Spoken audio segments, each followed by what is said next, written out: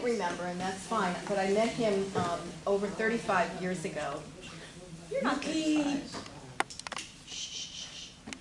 So I met him about 35 years ago because my husband and I were looking for somebody who would sketch a portrait of us for our wedding invitation. And I found Richard through the Pacific Art League. You were teaching. Yeah. So I was going to look for it and I forgot and bring it in, but oh well. So let me just look at some of the notes here so I can say something about you. So you were a professional illustrator. You still are a professional illustrator. Fine artist and art teacher. And I know he teaches at the Palo Alto Art Center. And you draw. You paint with acrylic, you paint with watercolor and oil, or not? Yes, I do oils and oil as well. Yeah, so he teaches acrylics, it says, by applying traditional oil painting techniques. So obviously you have worked with oil. And you've been in fine art galleries and commercial art, books, magazines, television, and the History Channel. Worked for them, yeah. Fabulous. And I think that if you read his bio, it was in the newsletter. So it also talks about you did some work for DVDs, Pirates of the Caribbean and The Princess Bride. Yeah. And so do you want to take it from Yes. there? Well,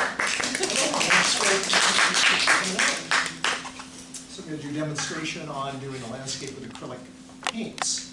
Now, when I first was an art student, I really learned how to paint with oils first and got a certain system worked out with that.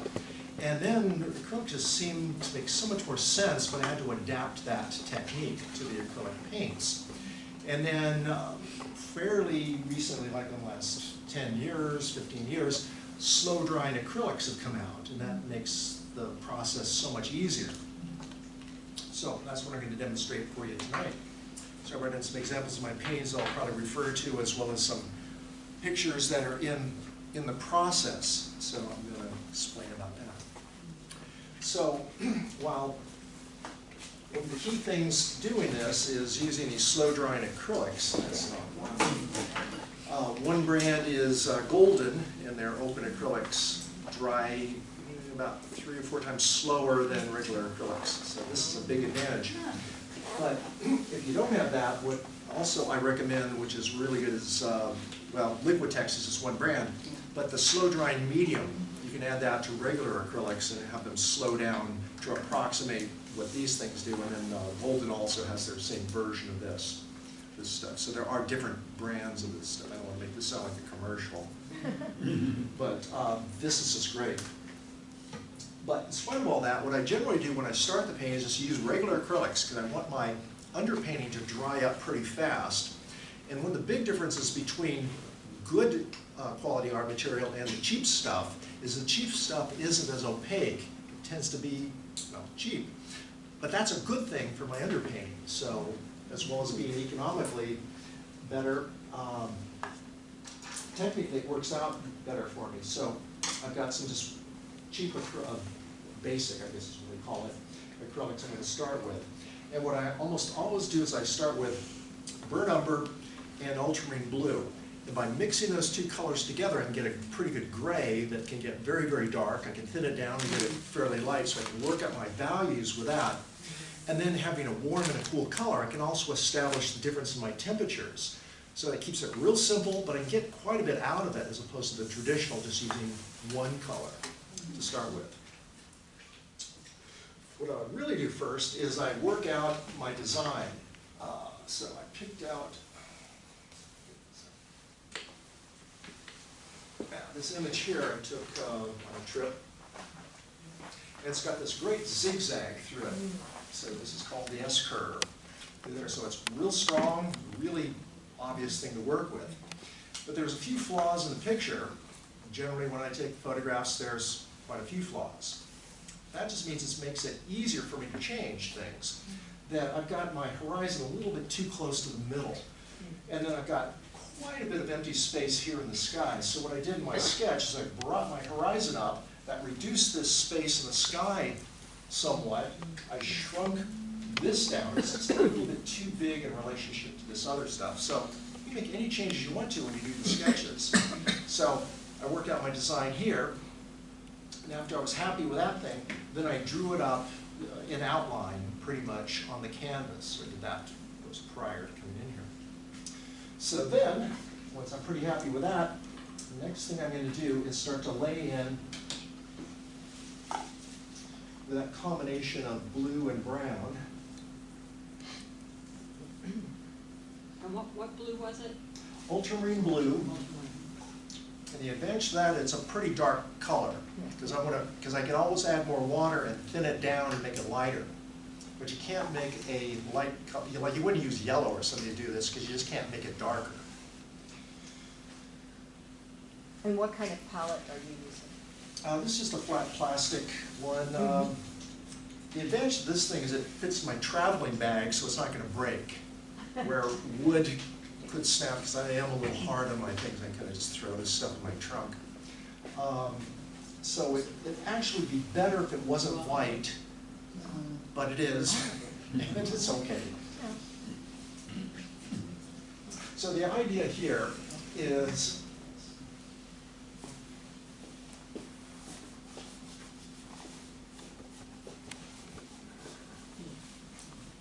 you see, I can put in a fairly dark and very thin color. I want to work really thin when I start with, and then I'm gradually going to make the paint thicker, because there's just more glue, more sticky power as you go thicker with the paint. But in the beginning, it doesn't matter. You can start out really thin on a gessoed surface, because that gesso, that's the white stuff on a canvas, that sucks the paint and makes it stick just fine. But as you start to cover that up and your paint gradually gets thicker, you're painting on dried paint, and you need more glue or more binder to make it stick. So working from thin to thick, and generally from darker to lighter colors. The darker colors can be thinner and still show up pretty good, but the thicker colors, the lighter colors need to be thicker to cover up. So I'm going to try and do this without being right in your way, but of course I've got to be in front of the canvas. Oh, wait, yeah, it's okay, because we have, can you guys see the, yeah. I'll try to get out of the way every once in a while, but The screen. Can you guys see oh, the good, screen? you can see what I'm doing up there. So this being a bunch of trees, I'm going to use a little more blue to represent the cool temperature.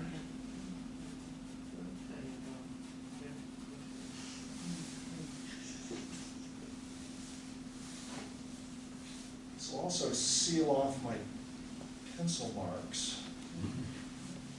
So by tracing over them, once this paint dries, they won't smear up anymore and mix in with any of my lighter, brighter colors. So you're basically doing what's called blocking it in, Exactly. if you don't mind No, no, saying it's, so. it's exactly what I'm doing.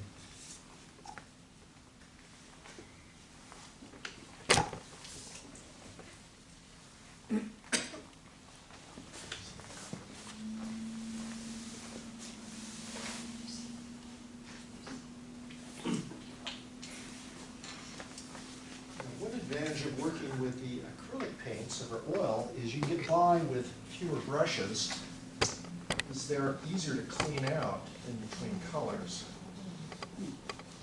So generally when I paint with oil paint, I quite often end up with a big fistful of brushes, because I'm using those for different sizes of things and different colors.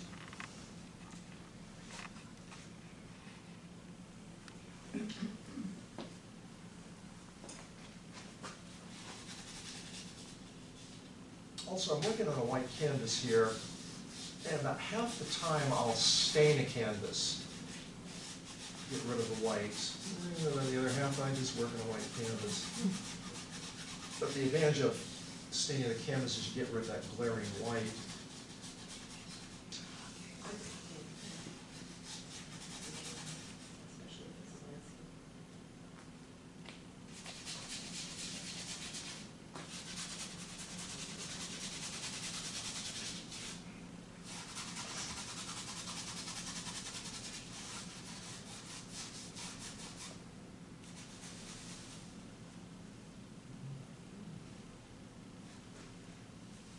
is your underpainting kind This would be more the block end. The underpainting's gonna go with just slightly thicker paint next. When you say that you stain it, what do you usually stain it? What colors do you usually stain it with? And is it watered down? Yeah, watered down. What I'll usually do is burn umber. Yeah. And sometimes I might do something else Yeah. for a particular scene. Yeah. And sometimes you might even go, if it's a predominantly cool picture, I might do a warm under painting, use oxide red, thin down, so I've got a warm color Yeah. kind of glowing underneath. So sometimes I do that, but more often than not, I'll stain the thing with just some thin, to about the value of a paper bag with burn umber. So that would be pretty much what I do for my block in. Then I want to avoid thick paint, so I'm going to just try to avoid white. So what I quite often do next is I take some yellow, and with most yellows, they are some of the thicker paints, so they're going to cover up a little bit more than most of the other colors. They're also quite light, so I can use this to mix with my umber and make a beige, and I can mix it with the blue and make a green, as well as it will be a little bit thicker and it will cover up a little bit more.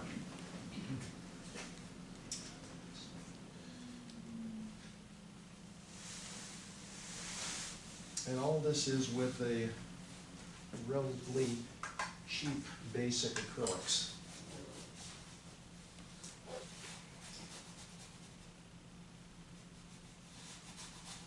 And all this stuff here is part of the underpainting.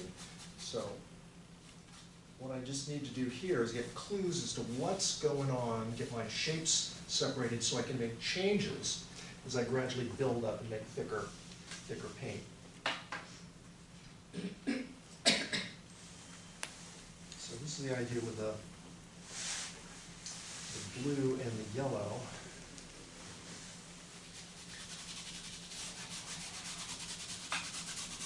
Oh yeah, this is going to be a green area.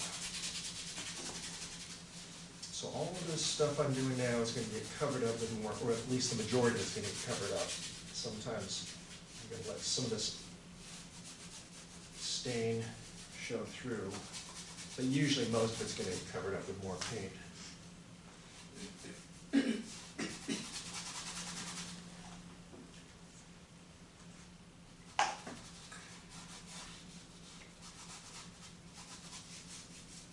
And I'm using a relatively cheap white nylon brush for this. I don't need a lot of precision. Is that about a number 6? This is an 8. Any? But the thing is, there's not a real strong standardization between the sizes, between different brands. So one brand could be a little bigger or other with the same number, so I can't trust them.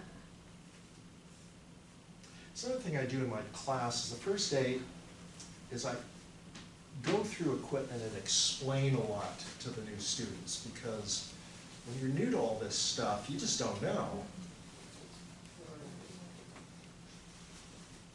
And I Are do go you through brand thinning it names. with water, or are you using that I'm just using water medium right now. stuff? I do want this to dry up pretty fast. I don't want a lot of interaction between this stuff and my more finished marks I'm going to put on top. So if I use a lot of water for this and relatively thin down paint, it's going to dry up pretty quick. It's going to suck into this gesso and it'll be dry to the touch in just a couple of minutes. So I find that's an advantage with the acrylic over the oil paint. Because the oil paint, even if I put it down pretty thin, and it will dry faster if you put it down thin, but it's going to stay wet for a while. Now, the advantage is you can always wipe it off, so you kind of work back and forth with oil paint for quite a long time.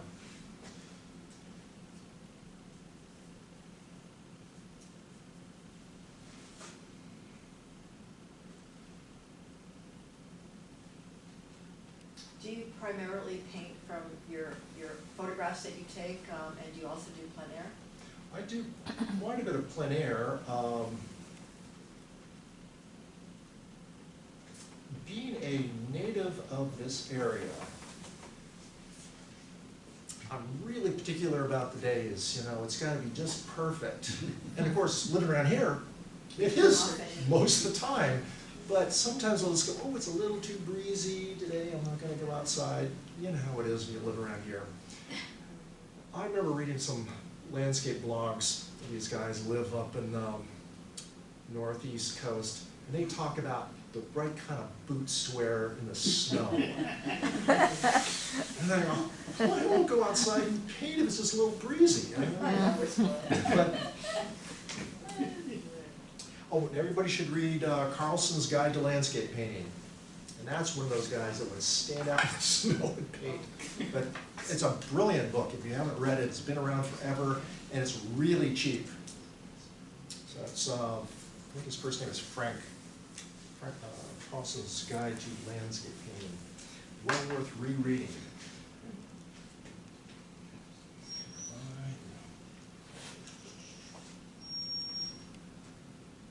The other book I recommend is Edgar Payne's Design, what's it called? Landscape Design or Designing Landscape. Brilliant book. He talks about all these design things.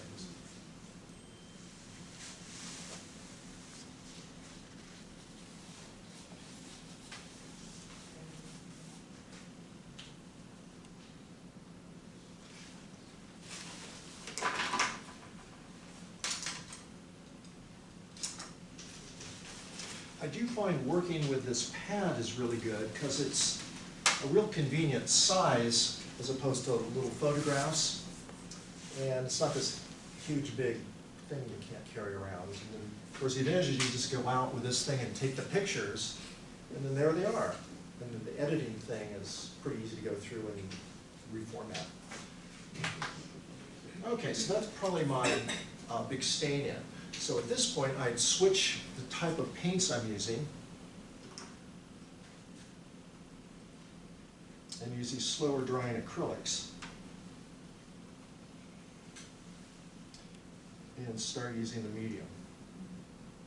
Because here I can pretty much see what's going on. A lot of things need to be changed. I need to build up more precise colors and better textures. But I have a pretty good idea of the arrangement of my values, my lights and darks, the warms and cools. Do you make the distinction between blocking in and an underpainting? Yeah, the blocking in is pretty much this idea with really thin paint. And what I'm going to do next is the underpainting, where I'm going to be making thicker paint, but probably a lot of that's going to get covered up with another layer. So I'm working kind of in 3 stages with this. But with the final stage, there could be many layers by finishing it off. But with this, it's obviously 1 layer here. And the next thing I'm going to do is probably about 50% thicker paint, and it's going to just be another layer of paint. Then when I'm pretty happy with that better arrangement of more solid colors, then I'm going to go on top of most of that and paint over it, if I have enough time.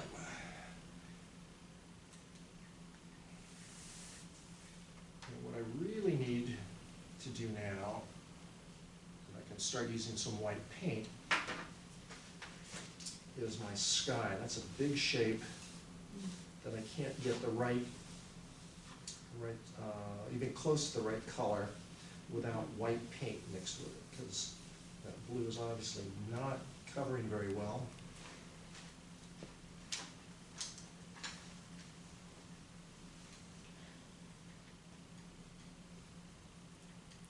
Why don't you just use the fast drying acrylics and add that stuff that makes it slow drying?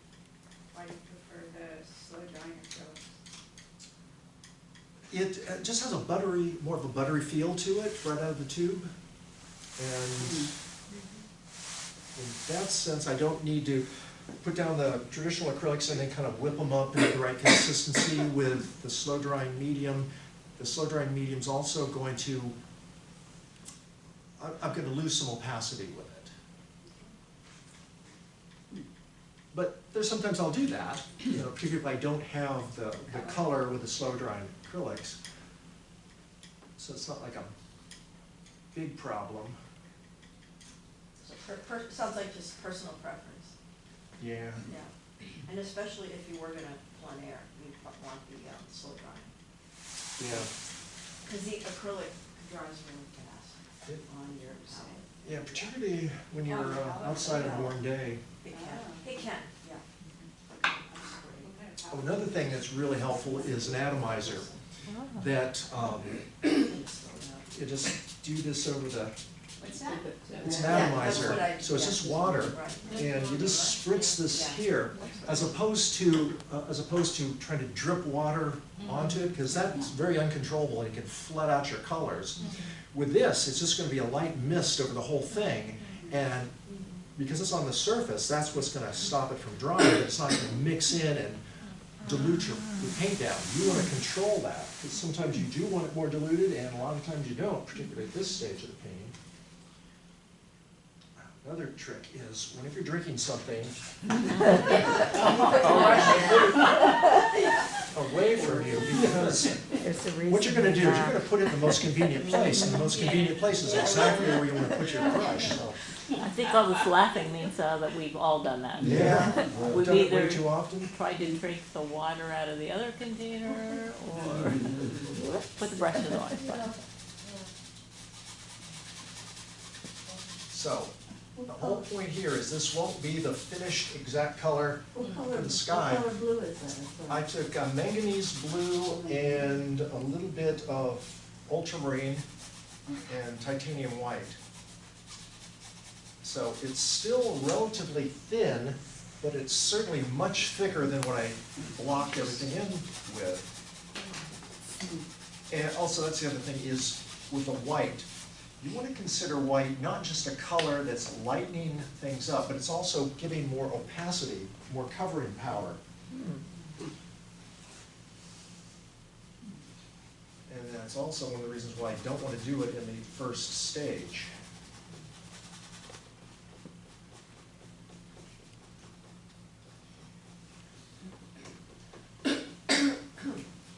And this is mixing a little bit up with the graphite I put down. But that's also part of the idea, is I want this stuff to dry up, seal all that off, so when I do my third stage of the painting, none of that's gonna come up and mix in and dull down my paints, particularly with the sky.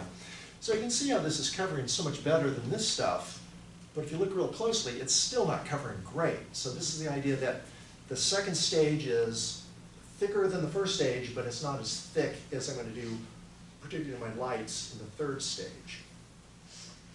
You can see how that works in this one, where I've got that sky paint in there, and how that is thicker than most of this other stuff, but it's certainly not the finished look. There's also an example of, while I'm still using fairly thin paint, you can get pretty dark with this paint. So the lights and the darks are kind of different rules. Here's another example of that early stage of the painting where, yeah, I'm just starting to, this is a demonstration, so I'm doing a little bit of the transition from this first to the second stage of this one. And this one here, this is all in that second stage. So much thicker paint than what I did for these things, but it's certainly not a finished painting. So that's one of the good things about doing demonstrations, is you get all these unfinished paintings you can show in class. How do you know when you're finished? Yeah, that's when everything seems balanced out, when the arrangement of your shapes, values, textures, all that seems to fit together. And there could be many stages that you can stop and go, yeah, this is balanced. And that would be a looser, more designing painting to a tighter painting. So, well, like kind of the difference between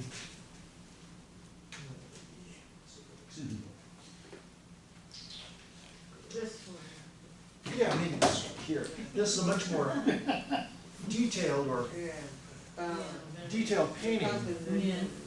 Yeah. but I still felt this one looked balanced and finished, even though it's much, Right. I stopped at a much earlier stage. But if I decided, oh, I'm gonna fix that tree up a little bit more, I would throw the painting out of balance, and then I'd have to do a little more, bring the painting up to another stage of balance that I could then stop at, or carry it further. This is probably one of the more, one of the tighter or more realistic paintings. And I don't tend to paint still lifes much, other than demonstrating for the classes. But there's one and I did this one from life. I had all this stuff sitting around, I set it up and painted that. Is that Just- what is that a rifle? What is that? Yes, they've done. Yeah, there's It an is. old flintlock pistol and pewter things, a flask, a powder flask, and some coins and a jewel. Is it symbolize something or? No, it was just, I used to do all this pirate stuff, and this was a bunch of props I had sitting around, and I just said, that's my old work table. It's now in the garage. So with the Princess Bride, did you paint scenes for the movie? No, what I did was, the movie was, I was working for a division of Sony that puts out the DVDs. And they were coming out with the 25th anniversary of The Princess Bride, and they wanted to do a special edition that had extras, you know, Yeah. special features. Yeah. So they had me do a bunch of pictures for the special features. Same thing for the Pirates of the Caribbean.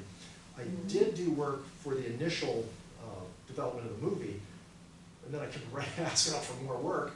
And so I got to work on the DVD, and the same thing for the special features. I did a bunch of pictures, because with a lot of that used scenes from the movie, but there's just a lot of things that are talking about pirate stuff. Right. That they don't have actual scenes from the movie or ready-made pictures, so they had me do it, so that was great. That's cool. Really enjoyed that. It was much better working for Sony than it was for Disney. 'Cause Yeah, Disney was, very Well. strict. yeah, it's just, they didn't believe their contract. In the happiest place on earth? Yeah. And the meanest lawyers on earth. They run a tight ship, right? Yeah, well, I guess they have to. I mean, it's just a multi-million-dollar corporation, but boy.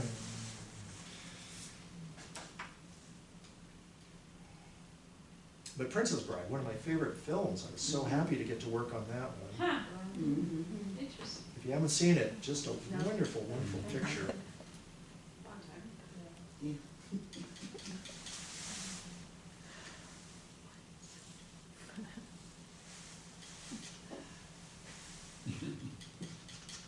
Is that the one with The lights are Julia? throwing the color. Oh, do you want different, do you want me to adjust them? It's okay. I don't know what I Are we can. supposed to be seeing two, we see two images of him? Oh, Oh, yeah, Julia. Yeah. It's a little Um, hard. That's weird. Yes, because one of the left is colors. You moved? Uh-oh, now they're three. Oh, wow, I think the one on the left, the color is the infinite. better. So I can do some pretty good color matching by getting the paint on the knife and just holding it right up to the Stop. image. Squint my eyes a little bit. And if the color blends in, I know I've matched it. And if it stands apart, it's got to be either too light or too dark, too warm or too cool, too bright or too dull. And close it up.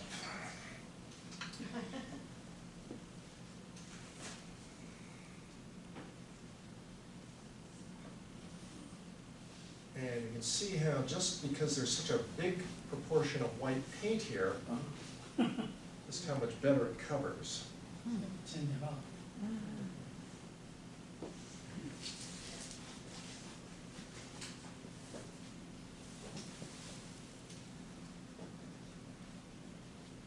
Where was this, Richard, this scene? Yes, this is out Point Lobos. Went out there, was it last year? Yeah, I think it was last year. For Oh, yeah, I know vacation. where that is. It's just gorgeous out there.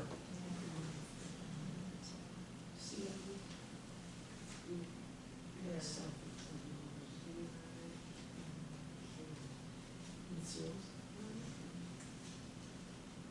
I remember it was out of season, and so a whole lot of places weren't open. It was a little harder finding restaurants for some reason. But a great trip.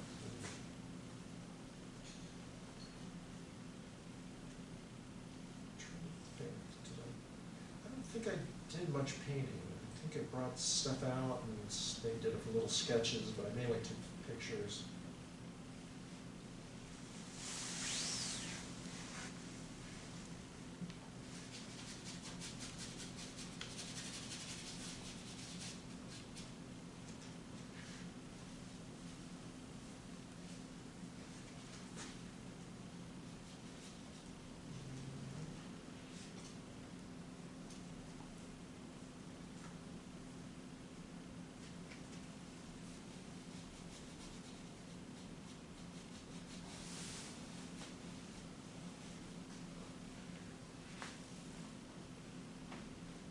You intend for some of the blocking in color to show through? At this stage, yes. And it's possible at the end I'll let some of it show through, but usually not. Here I want to take advantage of some of these things I blocked in to show through and get me a little closer to what I want without spending a whole lot of time at this stage. Okay, that's straight up.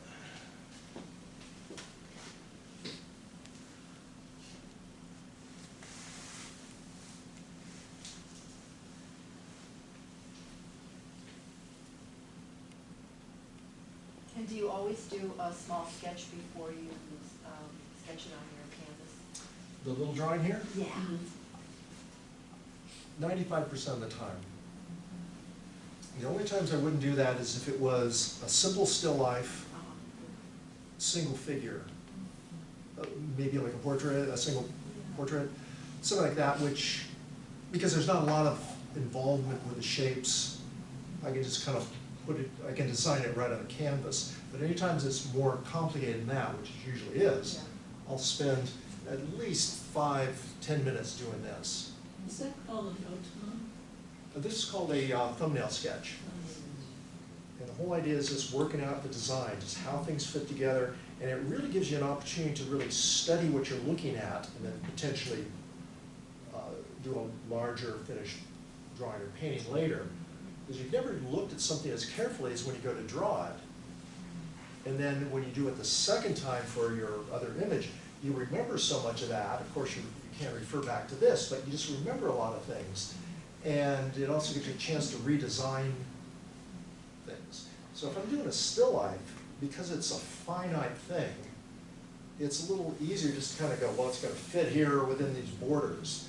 But with particularly plein air painting where there's no borders, things just, though of course I do use a viewfinder when I go out to paint, so I do get great borders, but you can shift them all around. But yeah, doing this is, I remember back in art school, they told us this is the secret. This is the way to do good pictures, is to do little thumbnail drawings. Now, of course, like everybody else, I didn't believe them until I started really working. I go, you know, maybe my teachers knew what they were talking about.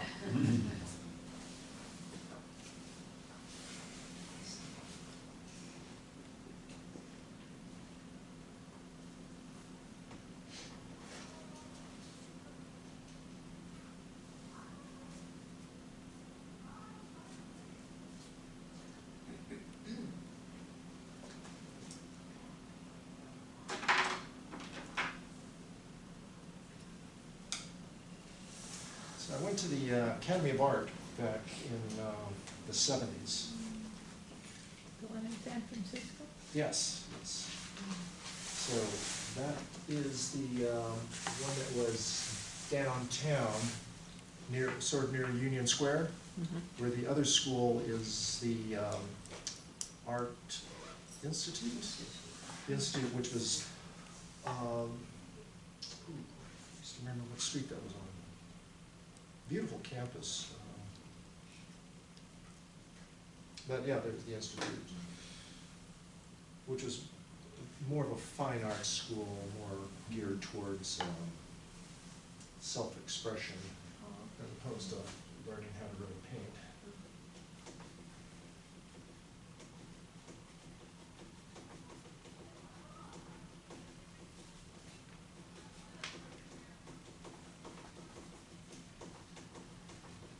But I majored in illustration, and then when I started to study after art school, started to study in Palo Alto, and worked with two really good fine art painters, and started to become a portrait painter. So I realized that was just too hard a way to make a living. And where did you study in Palo Alto? That was at the Art Center and the Pacific Art League, Oh, okay, yeah. what it was called first. It's been around the whole time. Yeah, it was called something else, wasn't Yeah, it was the it? Before my. Palo Alto It's called Palo Alto Art Club. Art Club, Oh, right, okay. yeah, that's what it's called. Oh, yeah. Yeah. Before I moved here. Yeah. Now specific art. And then I studied with portrait painter, remember Bob Gerbrock? He was a local portrait painter teacher, terrific painter. Robot, right? Pardon me? Robot Durak? Yes, Durak, yeah. yes. Yeah, so I studied with him, and at the same time I was taking classes from Jim Smith. Oh, Remember yeah. Jim Smith? Yes, he did a demo for us. Oh, good, yeah. What a voice. Yeah. Boy, doesn't he have just the most commanding Yeah, voice? Yeah. And so good. I mean, he Yeah. just, yeah. I learned so much from him. I did some art modeling, and so I remember modeling in his classes. So it was great working with those two guys at the same time, because they were saying a lot of the same information, but just a little bit differently. So I picked up a lot, and I got pretty good at doing portraits. I'll dig it out and next time maybe point to the meeting. Yeah. What he did, my husband and I, when we were younger. And they were teaching oil painting, and that's where I really developed this concept only with oil paints, and then it started to adapt that to acrylic paints, because like it works a little better for my technique. Because I do like working in layers where the oil paint, because it dries so slowly, really, you kind of work into the paint rather than on top of it.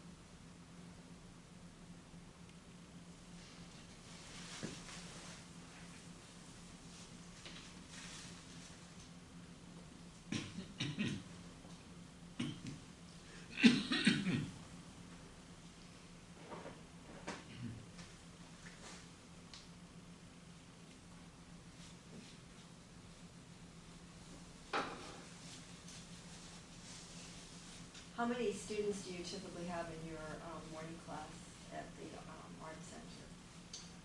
The watercolor class tends to be one of my larger classes, so it's 20, it's around 20 people. I think that's my limit is 20, it usually And what fills about up. the acrylic? And the acrylic has been pretty large lately, but generally maybe like 15 to 18. There's not, there's not that many acrylic painting teachers around locally. Oh, No, I, hardly. I don't know why. They're all watercolor at the Pacific Art League practically, maybe a couple of oil people. with teaching classes, watercolor is a big draw, because most new people to this tend to think of watercolor being a little, not easier, but simpler, cleaner. Yeah, In some ways it is. It's more portable. Yeah, and But it's not easier. no, it's not. It is simpler in the terms you have fewer tools to work with. Where oil, you have more, far more, the different mediums. Acrylic is closer to oils, but it is simpler. But watercolor, there's just paint, paper, and brushes. Brush and water. But that, of course, then means more skill involved, which does tend to make it somewhat more difficult. But then there also, you can let the paint do what it will, and that's kind of Yeah, fun. there's you have more of a freedom to it.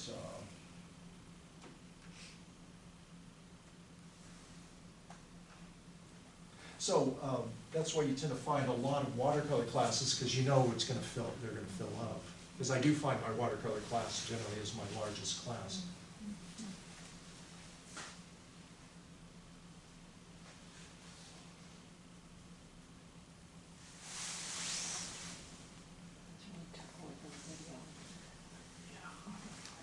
So one thing I do in my introduction to art class is I demonstrate and talk about the difference between oil painting, acrylics, and watercolors. Just for that very idea of showing new people what's different about them. Because most people beginners don't know. And people do have a tendency to go towards more one over the other if they know some of the differences about them. Where a lot of times people will just take a class because it's convenient, time-wise. That's true. And they might end up in a watercolor class when their temperament might be closer to oil or whatever.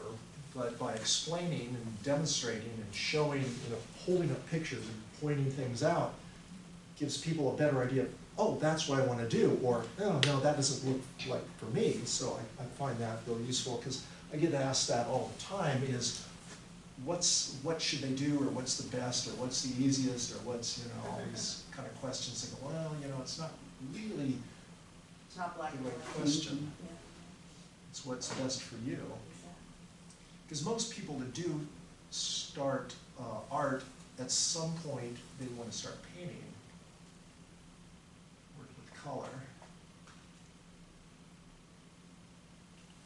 And then, of course, the fourth major medium would be pastel, which I don't do. So it certainly is a beautiful medium. And then there's gouache. Yeah, gouache is kind of like, well, it's opaque watercolor. Yeah, So but it's painted thicker, so it is a little bit more like oil paint, yeah. but it doesn't dry permanent in the sense that you can always reactivate the paint with more water. I use gouache sometimes, particularly in commercial work. It just makes so much sense. And now they've got what's called acrylic gouache, Oh, yeah. which it's really acrylic, Yeah. but it's very flat and very opaque. So it has those characteristics, because that's what gouache tends to do. It tends to be very flat, and it covers very, very well, but it's not. Acrylic gouache is not gouache, it's acrylic. Okay. This is a different kind of acrylic. Is that what Golden's now making that? Yes. Yeah. I think another company, I think it might be Grumacher as well. Somebody else is making a similar product. And I bought a set, it's nice, it works really good for some things. Particularly their white's really nice, because it is maybe about 20% more opaque than the regular acrylics. So there's something in it that just makes it cover a little bit better if you need that. Because the great thing about the acrylic is if your first layer of paint doesn't cover it up well enough, you wait 5 minutes, it's dry, you put another layer on.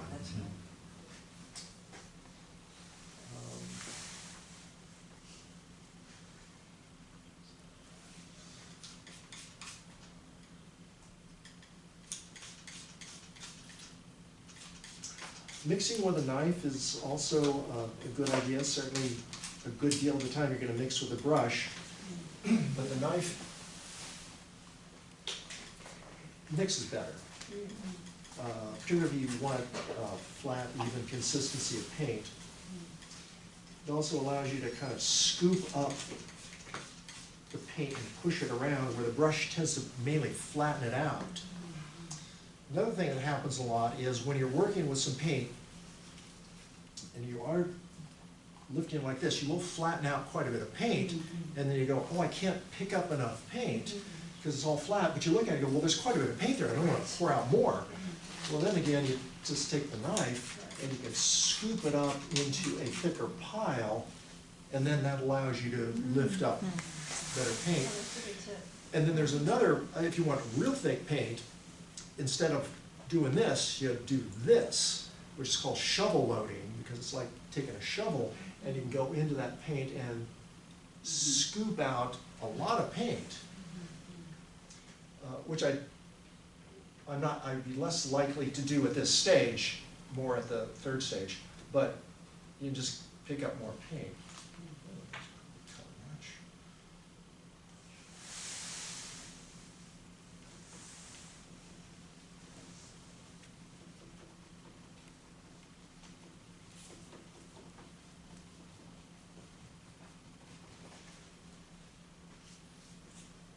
So there's just a lot of technical things that help so much in applying the paint.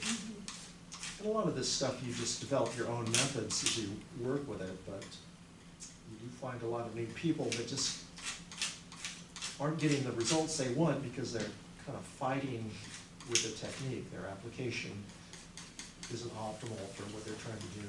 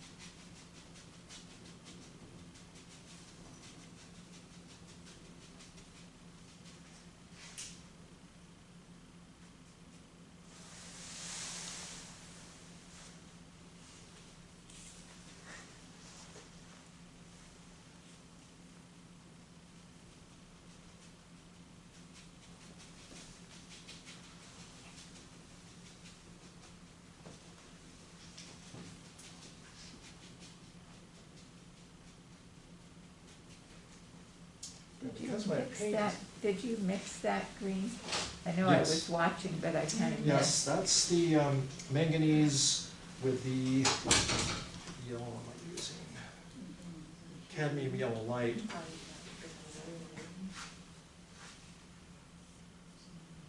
And that will tend to be pretty bright, so if I need to knock that down, I can mix some, I've got yellow ochre out here. I can add the yellow ochre to it. And that will give me a slightly duller color. That might look more natural. Now, with this paint, like I mentioned, with most of this, it's going to get covered up in the overpainting, third stage. So I'm not trying to do a lot of specific textures, but I want to get some in there, and some of this could potentially show through. So I can take advantage of that. But a lot of this stuff's just gonna get covered up as I go along and get gradually thicker and thicker with my paints.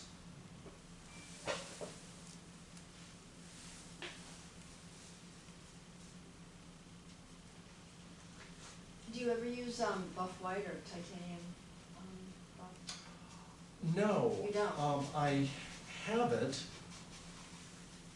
You know how it is, you go to the art store and you just have to buy everything. Exactly, I know. And I do have buff white and zinc, but It's not your I just can't think of ever using it. It's just, Just you know, I look at it and you go, Yeah. oh, no, I just generally use titanium. Yeah. The titanium is more opaque. Well, I don't know. I haven't really tested that with the buff. It's certainly much more opaque than the zinc. It's a little warmer. The zinc is a little bluish, where the titanium is just slightly warmish, Yeah. which is more often what you want with your lights anyway. It's also stronger film. That's a little more of an issue with oil paint. The acrylic is so strong anyway, but zinc isn't quite as strong as titanium. One of the strongest thing I've ever used with oil paint is lead white. But of course, gotta be careful with that, because it's so toxic. But like working with lead white, it just has such a great feel and body to it.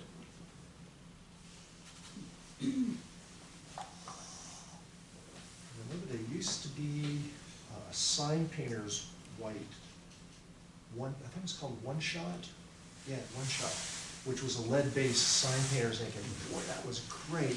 Just, you could thin it down a whole lot, and just, it covered. It just was some of the most opaque paint I've ever worked with. But of course, gotta be real careful with lead.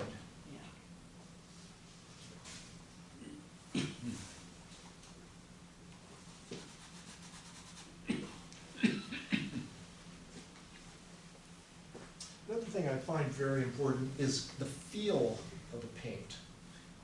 And that's where working with the amount of water in the earlier stages, paint out of the tube, and mixing it with the medium is important. It's just getting that paint to feel right, then you know you can get the right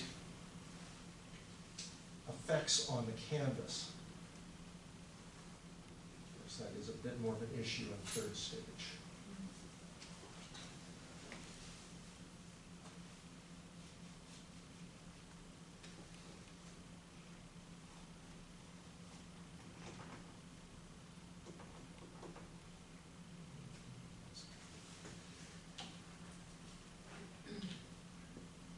Okay, so just a little bit more and I'll be done with stage 2. So tell us what colors you're mixing. So I've got burnt umber here, and the titanium white, and then I'm taking yellow ochre with that, and then some of the lemon here. And it's a little lighter than that. So more of that titanium.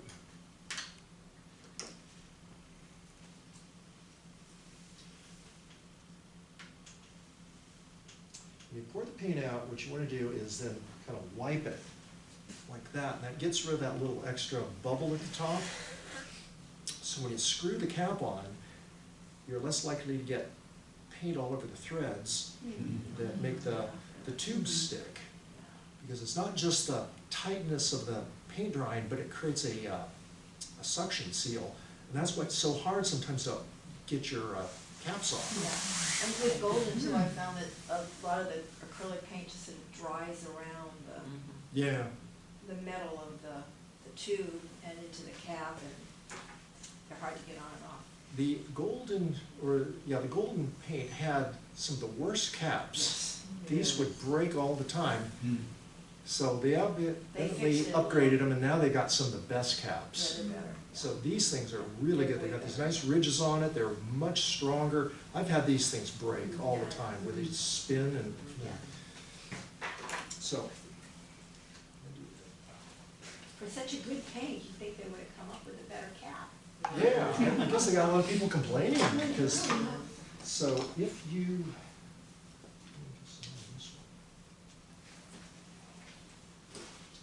one of the best things to do if you have your paint caps drying on you is nutcrackers. Because they are lighter than pliers. Oh, okay, good, because I use pliers. Yeah, pliers work great, but they're kind of heavy and bulky. Yeah. And jeweler's pliers are just perfect, but they're more expensive. But, you know, everybody's got nutcrackers, and you only use them around Thanksgiving, so these things work great for taking your caps off. And then hot water. Yeah. I actually have one of these plastic lid opener, you know. Oh, yeah, yeah. That's what I With got. bridges and so I'll Yeah, I like use it. that. No, that's a real good idea. Yeah, It's They really have to good. put smaller Yeah. for caps though, right? it's bigger, Yeah. but it's okay. Okay. Yeah, it works okay.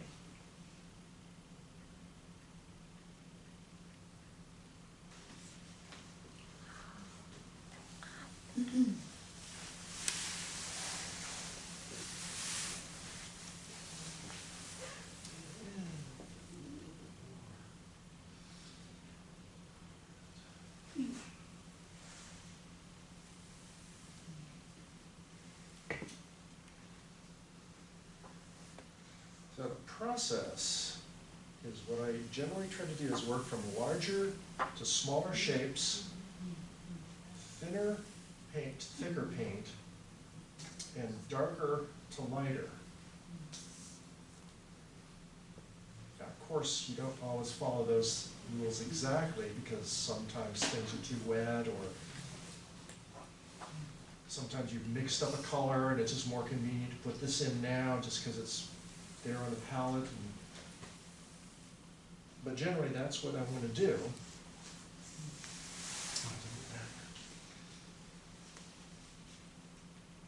Because the idea is that the thicker paint is going to be the lighter paint. So by getting the darks in first, it's easier to change them by getting progressively thicker, lighter. Also, an advantage with a thinner paint is because it is thinner, it will flow more, and you can get more specific application or more drawing with that thinner paint, because it will flow off the brush more like watercolor or ink. Where the thicker paint is more blobby, so it doesn't flow as well, but its advantage is it covers better. So by getting more articulation in with your darks, then you can modify them with the lighter paint. Okay, so that would be the second stage. So certainly not done, but see, it's quite a bit more developed from stage one. So now what I want to do is the third stage, which is so this would be the underpainting. So the next stage would be the overpainting. I have a question, because I can't tell exactly from this distance with the picture. Is that, so where you just put in the kind of brownish, is that like a stream? Yes. Yeah, Yeah, there's yeah, a murky little stream cutting across here. that's what I thought, And there's going to be some nice reflections in here. And then there's an interaction between the water and some land here, so we get these little pits of dark spots where the water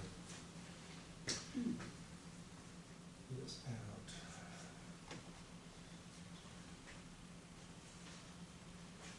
So now I am going to use a tube green, which I put out here.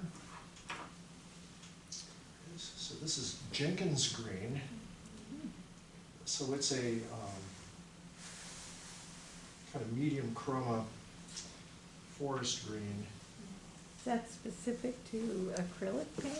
Um, I never heard that name before. I think I've only seen this in the golden. yeah. So it's, In the open. yeah, they probably have it in their standard Regular as standard. well. But it's, also their labels are really good, because it's real paint that's on there, as opposed to just a printed thing, so you can see what the color really looks like, and you can see its transparency or opacity. So some of the better brands have that, where it's just real pink on the label. So it's pretty dark and it's pretty, well, I was gonna say dull. It's medium chroma as opposed to something really bright like Viridian. It looks a little like, I have a hooker's green, that's a dark. Yeah, a it little bit looks- lighter than that. It looks closer to Close to that. the hookers, but they don't, for some reason, they don't have hookers in I the think I acrylic. get it in the difference. Or the open, yeah. So I really like that. Very dark. What is this? Oh, that's not Saying what it that's is. the. And also in the back of That's these. the real. Yeah. It's painted. Oh, No, here you can see it too. Oh, that's so fine. they sell just like that too? Yeah. or- These are both golden. With a lot of them, they have this little chart on the back that does rate their opacity, transparency, all that. Oh, I heard slow drying. So are you just now starting to do the slow drying acrylic? No, I use that in the second That stage. second stage, Yeah. okay. Partly because I've got a more, bigger selection of these colors, because I did want that second stage to dry up a little faster, so I could have, if I had more of the standard ones, I could have possibly used that. What I'm also gonna use to make stronger darks is Payne's Gray. It's a combination of ivory black, ultramarine blue, and yellow ochre. Oh, I didn't know it had yellow glue too. Yeah, the ochre dulls down the blue a little bit. Because with your darks, you don't want bright colors. The ultramarine blue is great because it's very dark, it's very transparent, but it's a little too much on the bright side. And even the ivory black doesn't knock down the brightness enough. So that's where the yellow ochre comes in. And so it's my go-to dark. Also, it doesn't have that harshness of.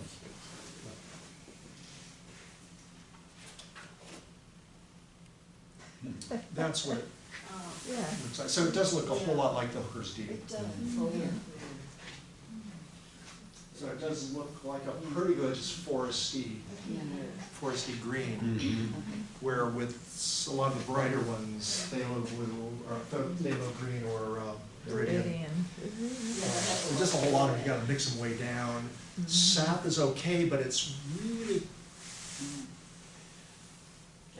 Sappy. what's wrong with the sap? It's a little too yellowish. Uh-huh. Is that the right word? Yeah, it's not bad, it's just, I prefer this, it's a little more in the middle, where the sap goes a little bit too warmish. Yeah, And that's more of a cool green. yeah. Yeah, I've done regular hooker's green and mixed like some black or some umber in it if I wanted to darken it. Yeah, umber's a really good one, because that'll keep it dark, that'll knock the chroma down a whole lot. The umber will add a fair amount of covering power, if that's what you want. Yeah, I'm realizing I don't have to buy as many colors as I have been. Mix them a little bit more than I used to.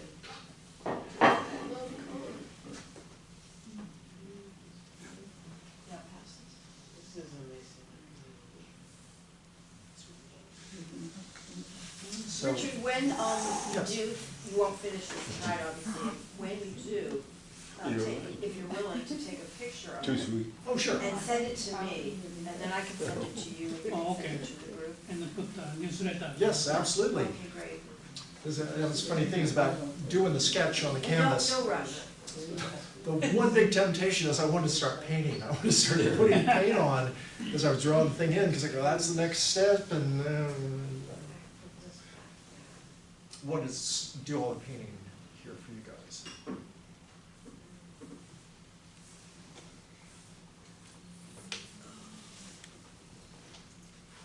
So here, I've got the underpainting down there that I can take advantage of. It's gonna allow me to build these darks up without white popping through. I have some idea, I have a much better idea of the shaping of things. that it's all dried up, so there's no interaction between my earlier underpainting and my overpainting now. Which is not necessarily a bad thing, because that's something I want to take advantage of with oil paint, but I prefer doing layers. Yeah.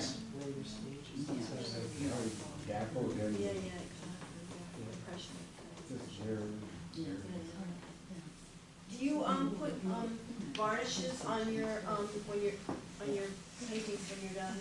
Yes. Yeah, Mm-hmm. so do I, Yeah, though I'm doing it to give an overall luster yeah. and depth to the paint. Yeah.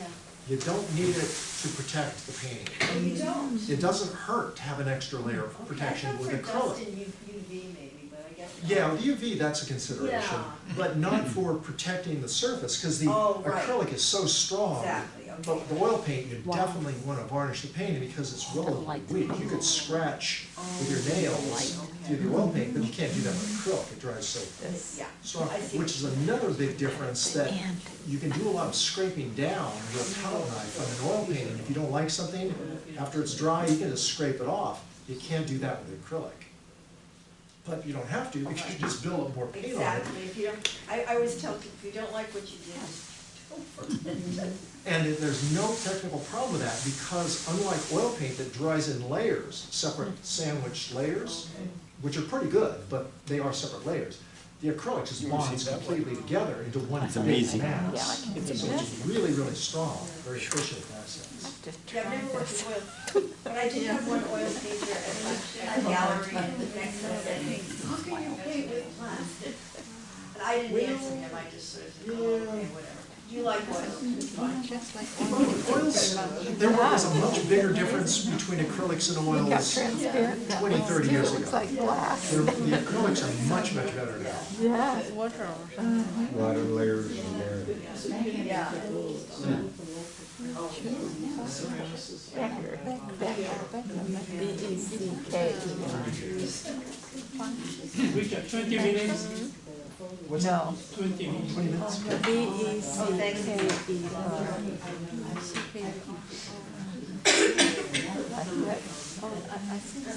No, I don't know some of the mine, the Becker. Decker. There is a Decker. Okay. Yeah. Ellen, did you want to see this? I saw that. Okay. Yeah. Ooh, I like that. Because he actually didn't think it was in the This would be Hello? better for me. It's almost too, and too much. Maybe.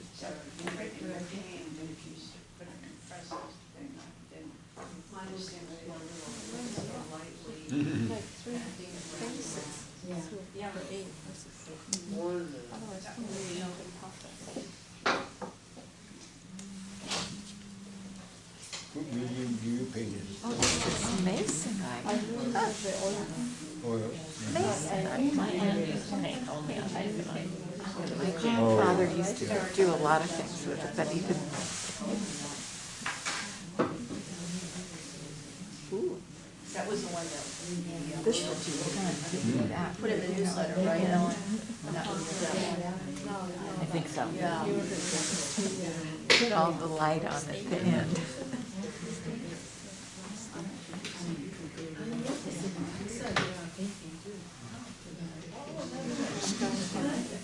Yeah, look at the top. That's nice then. The next color. The camera.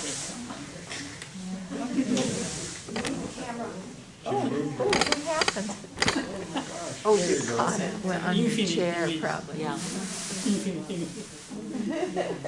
crazy how that You want to know that you start recording this, and if you're on the email list. Out of batteries, Then you can look at it, and there are a whole bunch of other ones that are from past ones. Very You good. can see. That's great. So that comes with the news. Yeah. More engaged, because he's I'm studying from online because he lives in Arizona. I did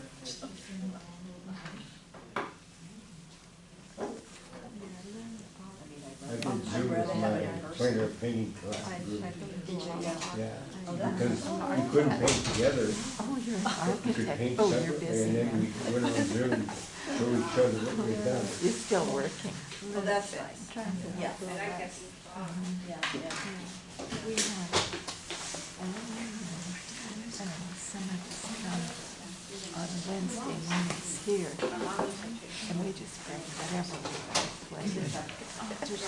Paint and stuff, yeah. Wednesday morning. No class, it's just you bring whatever and play. Because sometimes we talk and, yeah, it gives me the time to set aside, okay, I'm gonna do it. So like, have the comments or something? That's right, yeah, you say, what should I do with this? We do that. Now it's getting, yeah, she really liked 9:30.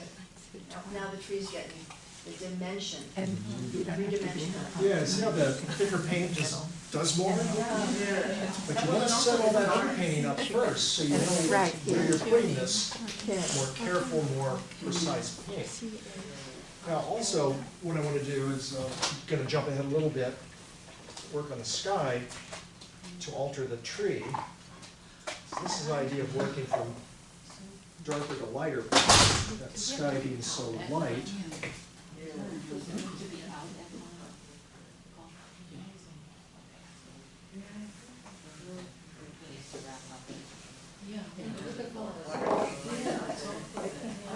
Here's where I can adjust the tree. 10 minutes.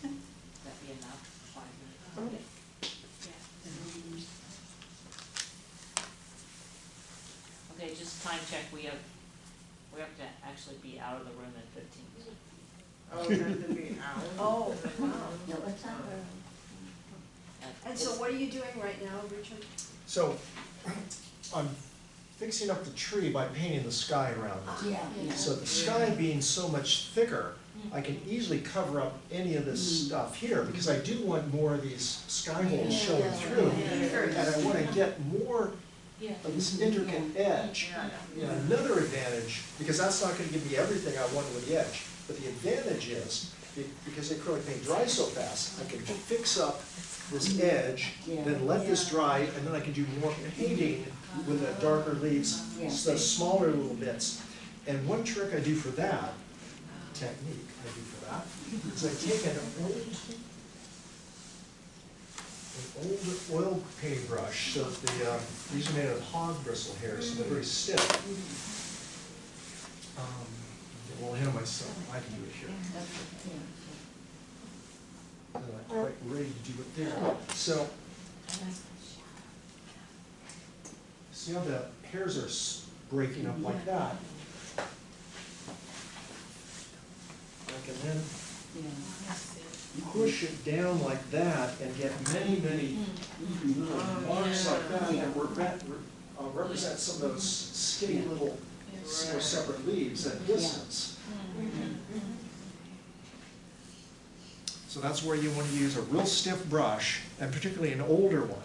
So that's- Are all the hog's hair bristle brushes, are there some for acrylic and some for oil? No. No, they're just all for oil. They're mainly for oil paint, because the problem is that they're going to absorb water.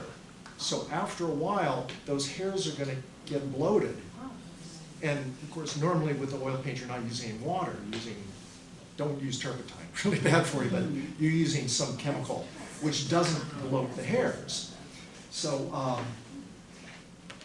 when you're doing them at the end of the picture, it doesn't matter, because you're not sticking this in the water for a long time. But what happens is they start getting bloated out and kind of, they're not as stiff. So, and it just takes hours for these things to dry out. But the answer to that is somebody came up with, set it down here. These are artificial bristle hairs. Oh, So they don't have the bloating problem, but they're, you don't feel it, yes. you can feel how they're really stiff. So you can get the same firmness or stiffness that you can with hog bristle brushes, but they don't bloat out if you're using water-soluble oils or acrylic paints. So would you look for those in the acrylic section, or? Yeah. They're probably in the mixed brush. Yeah, mixed brush. And those are Princeton, well, it says Oh, no. Princeton, no. And just in general, Princeton makes great brushes.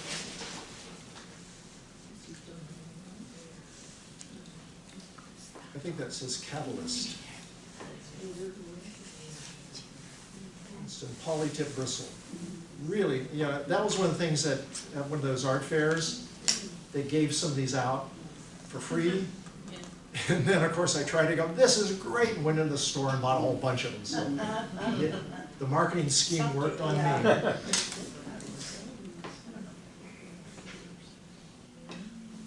Well, that's also this idea that getting a brush that does this, it has to be an older brush. Because what you want when you buy a new brush is you want that tightness. So you see how, like yeah, pass that around. So you can see how those hairs are holding together like a knife edge. That's going to give you more precision. So that's generally what you want more often. You want to be able to place a mark down and do what you want it to do.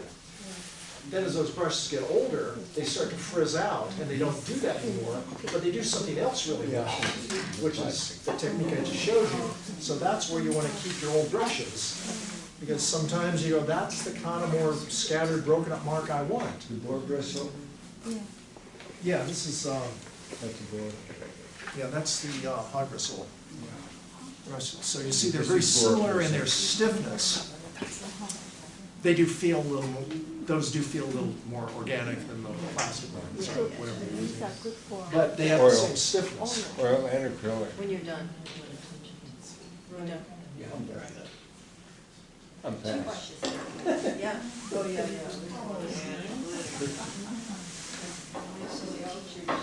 You have brushes to paint with?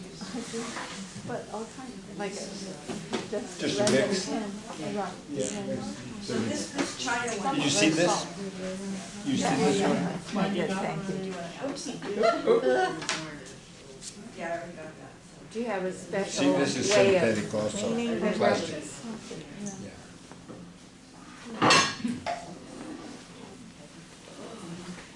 Which are very good. They're less expensive.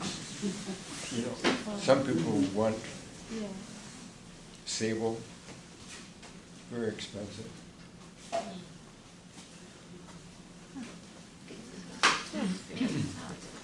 Do you have a special technique for cleaning your brushes with the acrylic? Yeah. Or wash? No, Or use just wash them soap, or out with soap just- and, wipe off as much paint as you can on paper towels, Yeah. then wash them out in soap and water, Uh-huh. and lather it up until the lather's clean, Yeah, and I generally do several brushes at once. You know, as opposed to one at a time. Yeah. I'll take 3 or 4 and I'll clean them like that. Every,